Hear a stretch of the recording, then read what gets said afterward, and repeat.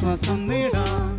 ഹൃത്തിനുള്ളിൽ ജീവൻ നൽകും വചനം, തിരുവചനം. യേശുവിൽ ഏറ്റവും പ്രിയപ്പെട്ട സഹോദരങ്ങളെ, ശാലോം ടിവിയുടെ വചനം തിരുവചനം ശുശ്രൂഷയിൽ പരിശുദ്ധാത്മാവ് ഇന്ന് നമുക്ക് തരുന്ന സന്ദേശം പെട്ടകത്തിൽ കയറിയ നോഹയും ആ നോഹയിലൂടെ ദൈവം തരുന്ന സന്ദേശങ്ങളും എന്നതിനെ പറ്റിയാണ്. ഇന്ന് ലോകം മുഴുവനുമുള്ള ശാസ്ത്രജ്ഞന്മാർ പരക്കെ അംഗീകരിക്കുന്ന ഒരു ശാസ്ത്രീയ സത്യമാണ് ബൈബിൾ പഠിപ്പിക്കുന്ന ഒരു വെള്ളപ്പൊക്കം. ലോകത്ത് വലിയ ഒരു വെള്ളപ്പൊക്കം ലോകം മുഴുവനെയും മൂടി നിൽക്കുന്ന തരത്തിൽ ഉണ്ടായി എന്ന് ഫോസിലുകളെപ്പറ്റിയും പ്രകൃതിയെപ്പറ്റിയും പഠിക്കുന്ന ശാസ്ത്രജ്ഞന്മാർ ഇന്ന് ഒന്നടങ്കം തന്നെ സമ്മതിക്കുന്ന അവസ്ഥയിലേക്ക് കാര്യങ്ങൾ എത്തിയിരിക്കുകയാണ്. യേശു പറഞ്ഞു, ആകാശവും ഭൂമിയും കടന്നു പോകും, എൻ്റെ വചനങ്ങൾ വള്ളിയോ പുള്ളിയോ മാറുകയില്ല. അങ്ങനെയാണെങ്കിൽ ദൈവത്തിൻ്റെ വചനം പറയുകയാണ്, നോഹയുടെ കാലത്ത് ഒരു വെള്ളപ്പൊക്കം ഉണ്ടായി. ഈ വെള്ളപ്പൊക്കവുമായിട്ട് ബന്ധപ്പെട്ട് ഏതാനും കാര്യങ്ങൾ ദൈവത്തിൻ്റെ വചനം നമ്മളെ പഠിപ്പിക്കുന്നത് നമ്മൾ ഇന്ന് ഹൃദയം തുറന്ന് കേൾക്കുകയാണ്. ഒന്നാമതായി, നോഹ പെട്ടകത്തിൻ്റെ അകത്തേക്ക് കയറിയത് അന്ന് ഒരു വെള്ളപ്പൊക്കം ഉണ്ടായി എന്നതുകൊണ്ട് മാത്രമാണ്. പ്രിയപ്പെട്ട സഹോദരങ്ങളെ, ഉൽപ്പത്തി പുസ്തകം 6-ാം അധ്യായത്തിൻ്റെ 5-ാമത്തെ വാക്യത്തിൽ ഇങ്ങനെ പറയുകയാണ്, ഭൂമിയിൽ മനുഷ്യൻ്റെ ദുഷ്ടത വർദ്ധിച്ചിരിക്കുന്നുവെന്നും അവൻ്റെ ഹൃദയത്തിലെ ചിന്തയും ഭാവനയും എപ്പോഴും ദുഷിച്ചത് മാത്രമാണെന്നും കർത്താവ് കണ്ടു. അത് കർത്താവിൻ്റെ ഹൃദയത്തെ വേദനിപ്പിച്ചു. ഭൂമിയിൽ മനുഷ്യനെ സൃഷ്ടിച്ചല്ലോ എന്നോർത്ത് കർത്താവ് പരിതപിച്ചു. ദൈവത്തിന് വേദന തോന്നി, ദൈവത്തിൻ്റെ ഹൃദയത്തിന് പെയിനുണ്ടായി എന്നാണ് പറയുന്നത്. വേദനിച്ചു. വഴിതെറ്റിപ്പോകുന്ന മക്കളെ കണ്ട് ഒരു അപ്പച്ചൻ വേദനിക്കുന്നത് പോലെ, ഒരു ചാച്ചൻ വേദനിക്കുന്നത് പോലെ എൻ്റെ മക്കളെല്ലാം വഴിതെറ്റിപ്പോയല്ലോ എന്ന് ഓർത്ത് ദൈവം വേദനിക്കുകയാണ്. അവൻ്റെ ഹൃദയത്തിലെ ചിന്തയും ഭാവനയും എപ്പോഴും ദുഷിച്ചത് മാത്രമാണെന്നും കണ്ടു. പുറമേ അവൻ എപ്പോഴും ഒരുപാട് പാപങ്ങൾ ചെയ്യുന്നതായിട്ട് കാണപ്പെടുന്നില്ല എങ്കിലും അവൻ്റെ ഹൃദയത്തിലെ ചിന്തയും ഭാവനയും എപ്പോഴും ദുഷിച്ചിരിക്കുന്നു. ദുഷിച്ച ചിന്തകൾ, ദുഷിച്ച ഭാവനകൾ. ഒടുവിൽ ഈ ഒരു ജനറേഷൻ മുഴുവൻ നശിപ്പിച്ച് കളഞ്ഞതിന് ശേഷം പുതിയൊരു തലമുറയ്ക്ക് രൂപം കൊടുക്കാൻ ദൈവം തിരുമനസ്സാകുകയാണ്. എന്നാൽ ആ കൂട്ടത്തിൽ നിന്നും, എല്ലാവരെയും നശിപ്പിക്കുന്ന കൂട്ടത്തിൽ നിന്നും ദൈവം ഒരു മനുഷ്യനെയും അവൻ്റെ കുടുംബത്തെയും പ്രത്യേകമായിട്ട് തിരഞ്ഞെടുക്കുകയാണ്. ആ മനുഷ്യൻ്റെ പേരാണ് Noah.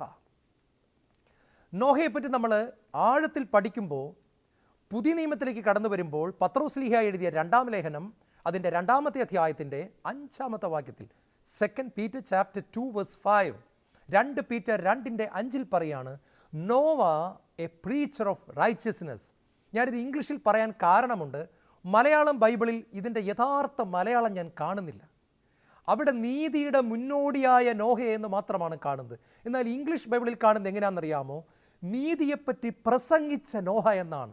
Nova a preacher of righteousness. നോഹ പ്രസംഗിച്ചു എന്നാണ് പറഞ്ഞിരിക്കുന്നത് ഇംഗ്ലീഷ് ബൈബിളിൽ. അത് സത്യമാകാൻ കാരണമുണ്ട്. ദൈവത്തിൻ്റെ സ്വഭാവമായിട്ട് നമ്മൾ നോക്കുമ്പോൾ ദൈവം ഒന്നും പറയാതെ പെട്ടെന്ന് കയറി തകർത്ത് തരിപ്പണമാക്കുന്ന ഒരു ദൈവമല്ല. ദൈവം തീർച്ചയായിട്ടും നോഹയിലൂടെ ജനത്തിന് സന്ദേശം കൊടുത്തിട്ടുണ്ട്. അതുകൊണ്ടാണ് ഇംഗ്ലീഷ് ബൈബിളിൽ Noah a preacher of righteousness എന്ന് പറഞ്ഞിരിക്കുന്നത്. വെള്ളപ്പൊക്കമുണ്ടാകാൻ പോകുന്നു, മാനസാന്തരപ്പെടുവിൻ. വെള്ളപ്പൊക്കമുണ്ടാകാൻ പോകുന്നു, മാനസാന്തരപ്പെടുവിൻ. ദൈവിക ജഡ്ജ്മെൻറ്റ് കടന്നു വരാൻ പോകുന്നു, മാനസാന്തരപ്പെടുവിനെന്ന് നോഹ 100 വർഷങ്ങൾ പ്രസംഗിച്ചു. വെള്ളപ്പൊക്കമുണ്ടാകുമെന്ന് ദൈവം നോഹയോട് പറഞ്ഞതിന് ശേഷം, ഗോഫർ മരത്തിൻ്റെ തടി കൊണ്ട് നീ വലിയ ഒരു പെട്ടകമുണ്ടാകണമെന്ന് പറഞ്ഞതിന് ശേഷം 100 വർഷങ്ങൾ കഴിഞ്ഞിട്ടാണ് വെള്ളപ്പൊക്കമുണ്ടാകുന്നത്. എന്ന് പറഞ്ഞാൽ നോഹ 100 വർഷത്തോളം അവിടെയും ഇവിടെയും ഓടി നടന്ന് പ്രസംഗിച്ചു. മക്കളെ, സഹോദരങ്ങളെ, മാനസാന്തരപ്പെടുവിൻ, വെള്ളപ്പൊക്കം വരാൻ പോകുന്നു, വെള്ളപ്പൊക്കം വരാൻ പോകുന്നു, ഇതാ മാനസാന്തരപ്പെടുവിൻ, മാനസാന്തരപ്പെടുവിൻ. പക്ഷേ അതാരും ശ്രദ്ധിച്ചില്ല. ഇതിനെപ്പറ്റി കർത്താവായ യേശു ക്രിസ്തു മത്തായി സുവിശേഷം 24-ാം അധ്യായത്തിൻ്റെ 31 മുതലുള്ള തിരുവചനങ്ങളിൽ പറയുന്നുണ്ട്, മനുഷ്യപുത്രൻ്റെ ആഗമനമെന്ന് പറയുന്നത് നോഹയുടെ കാലത്ത് വെള്ളപ്പൊക്കം പോലെ തന്നെയായിരിക്കും. ജലപ്രളയം വന്ന് നോഹ പെട്ടകത്തിൽ കയറുന്ന ദിവസം വരെ അവർ തിന്നും കുടിച്ചും വിവാഹം കഴിച്ചും വിവാഹം കഴിപ്പിച്ചും കഴിഞ്ഞു പോന്നു.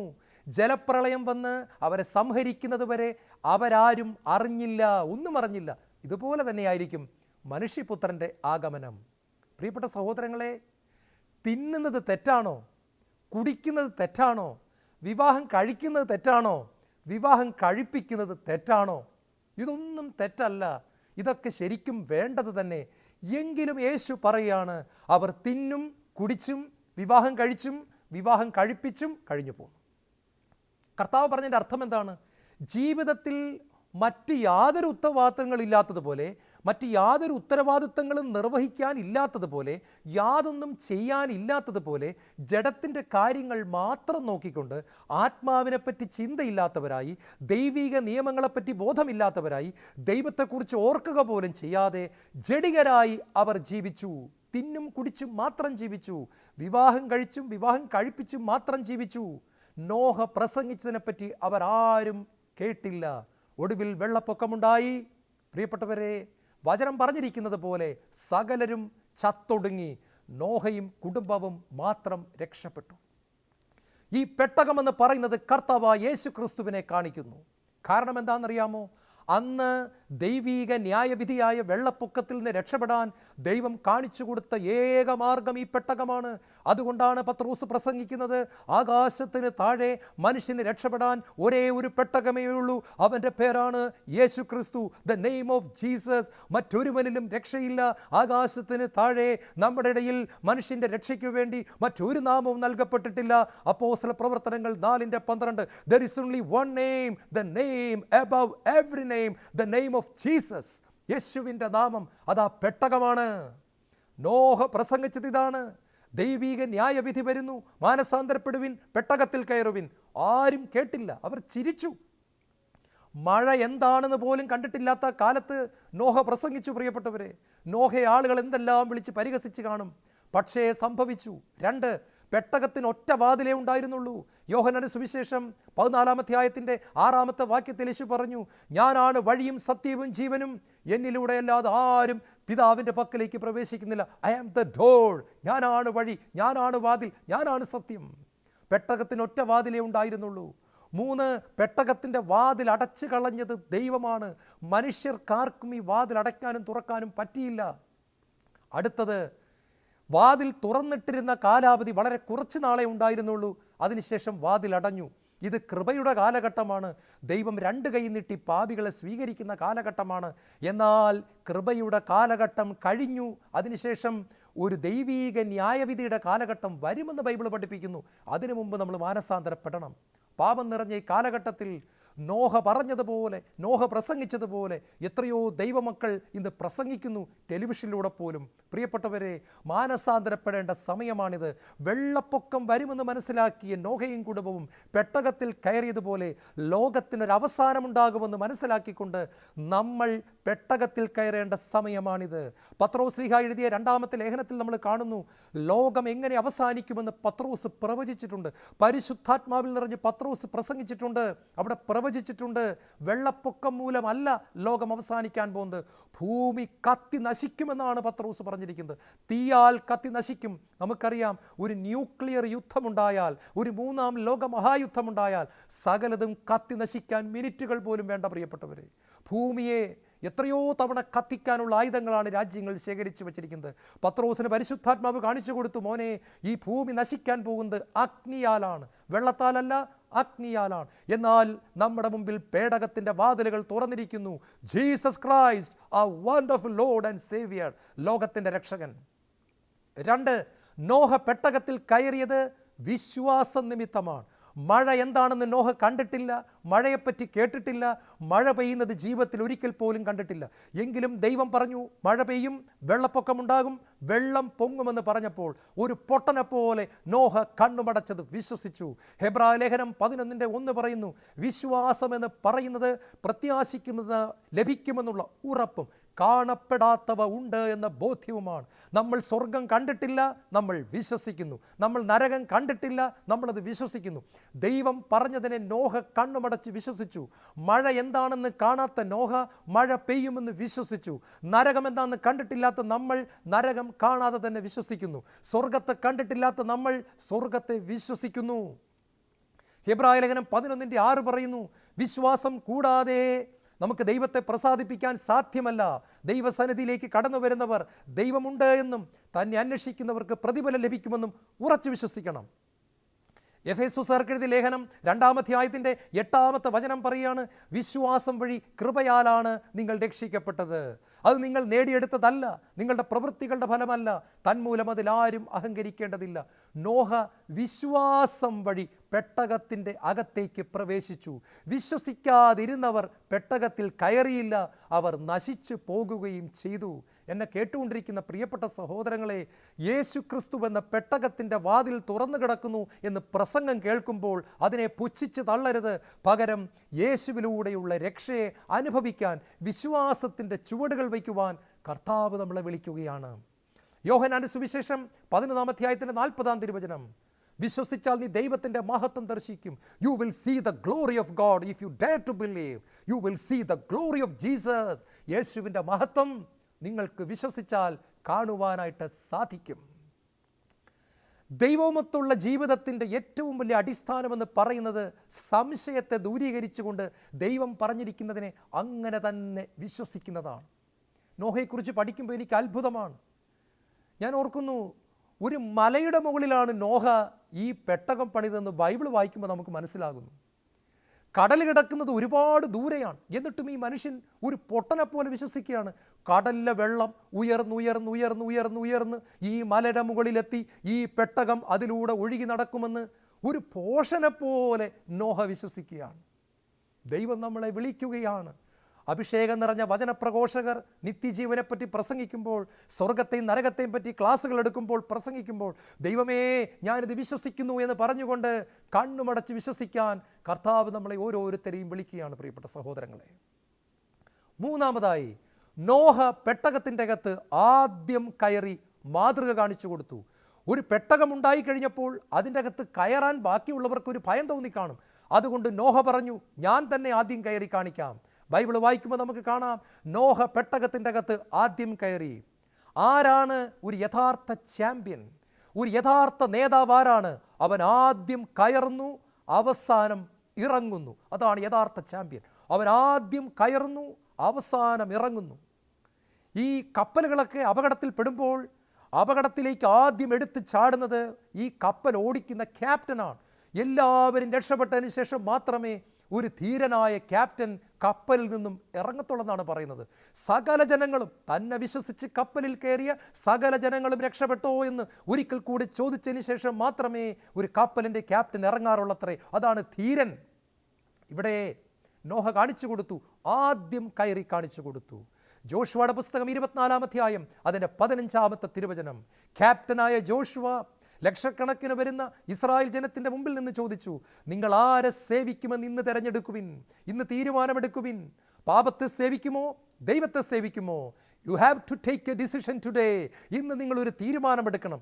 എന്നിട്ട് ആദ്യത്തെ തീരുമാനം ജോഷുവ എടുത്ത് കാണിച്ചു, ഞാനും എൻ്റെ കുടുംബവും കർത്താവിനെ സേവിക്കും. ഇതാ ഞാൻ നിങ്ങൾക്ക് മാതൃക കാണിച്ചു തരുന്നു, ഞാൻ തന്നെ ചുവട് വെച്ച് കാണിച്ചു തരുന്നു, ഞാൻ തന്നെ തീരുമാനമെടുത്ത് കാണിച്ചു തരുന്നു. ഞാനും എൻ്റെ കുടുംബവും കർത്താവിനെ സേവിക്കും. ഞങ്ങൾ പാപത്തെ സേവിക്കുകയില്ല, ഞങ്ങൾ അശുദ്ധിയെ സേവിക്കുകയില്ല, ഞങ്ങൾ കർത്താവിനെ സേവിക്കും.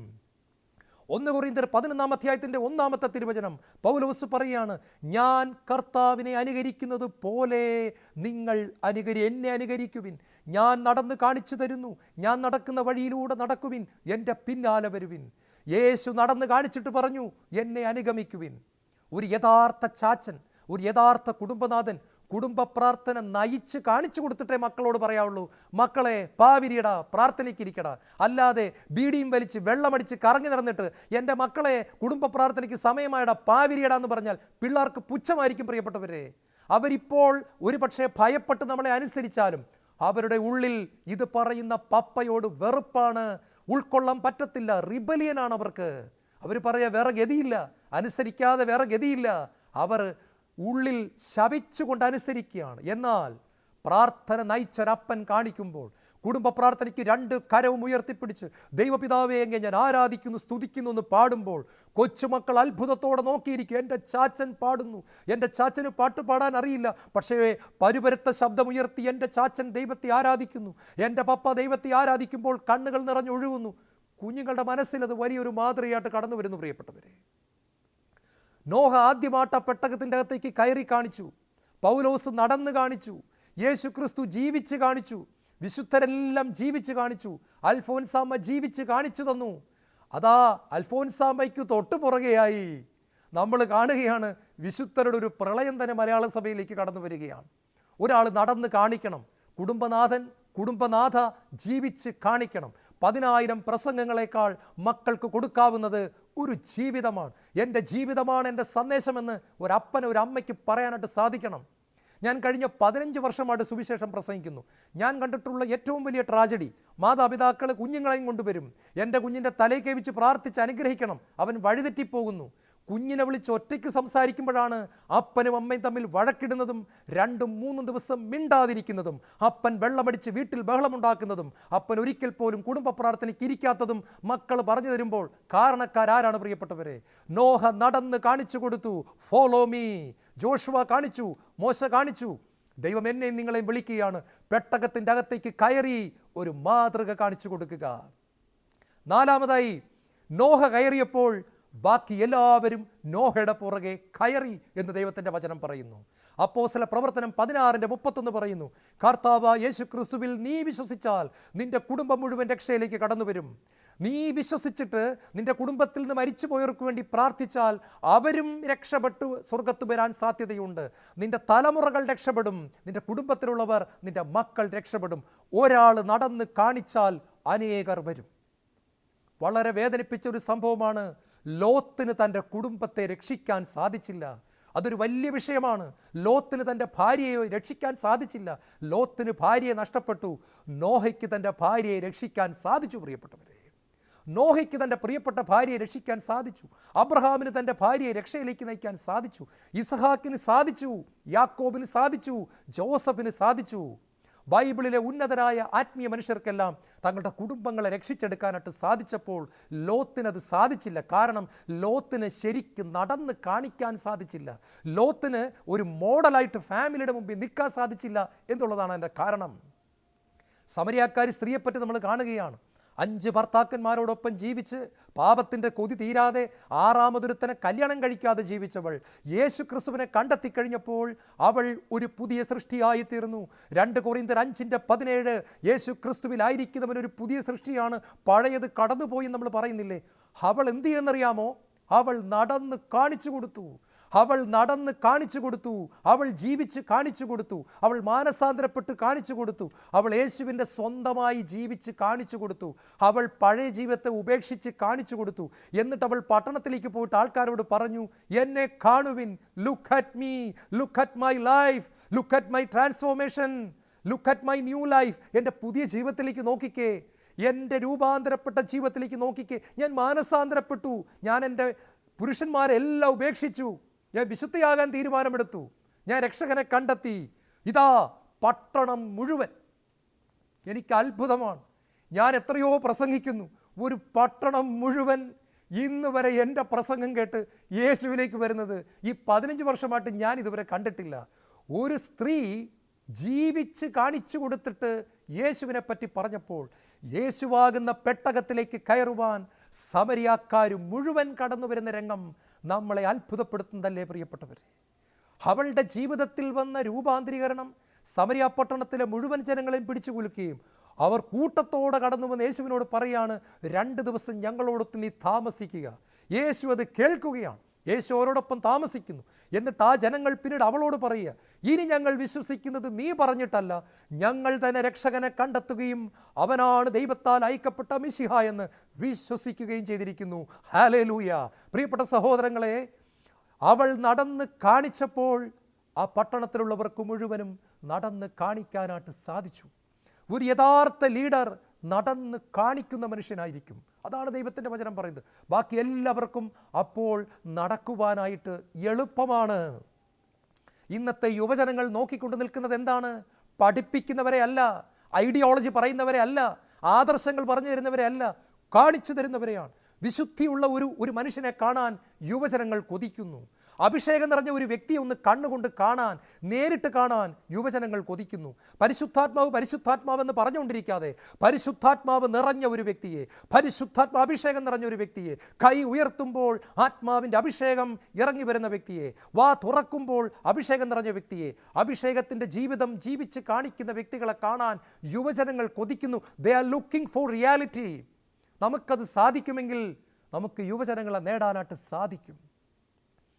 ഞാൻ പലപ്പോഴും യുവജനങ്ങളുമായിട്ട് സംസാരിക്കുമ്പോൾ അവർ പറയാറുണ്ട്, ഇന്ന വ്യക്തിയുടെ ജീവിതമാണ് എന്നെ ആകർഷിച്ചത്, ഇന്ന വ്യക്തിയെ കണ്ടിട്ടാണ് ഞാൻ കർത്താവിലേക്ക് കടന്നു വന്നത്. നോഹയിലൂടെ ദൈവം നമ്മോട് സംസാരിച്ചത് നമുക്കിന്ന് തിരുവചന ശുശ്രൂഷയിൽ ഏറ്റുവാങ്ങി അത് 100 മേനി പുറപ്പെടുവിക്കാനായിട്ട് നമുക്ക് ശ്രമിക്കാം. അതിന് നമുക്ക് ഈശോയുടെ കൃപയിൽ 100% ആശ്രയിച്ചാലേ സാധിക്കത്തുള്ളൂ. കർത്താവേ, പെട്ടകത്തിൻ്റെ അകത്തേക്ക് കയറുവാനും അനേകരെ പിടിച്ചു കയറ്റുവാനും എന്നെ ഒരു ഉപകരണമാക്കണമേ. കണ്ണുകളടയ്ക്കാം, പ്രാർത്ഥിക്കാം. നല്ല ഈശോയെ, ലോകത്തിൽ നിന്നും ലോകമോഹങ്ങളിൽ നിന്ന് രക്ഷപ്പെട്ട് പെട്ടകമാകുന്ന യേശുവിലേക്ക് കയറുവാനും ഒരു വിശുദ്ധ ജീവൻ നയിക്കാനും പാപത്തിൻ്റെ അടിമത്തത്തിൽ കഴിയുന്ന അനേകരെ മോചിപ്പിച്ച് യേശുവാകുന്ന പെട്ടകത്തിൽ കയറ്റുവാനും പരിശുദ്ധാത്മാവിൻ്റെ അഭിഷേകം തന്ന് എന്നെ നീ അനുഗ്രഹിക്കണമേ. യേശുവേ സ്തോത്രം, യേശുവേ നന്ദി, യേശുവേ ആരാധന.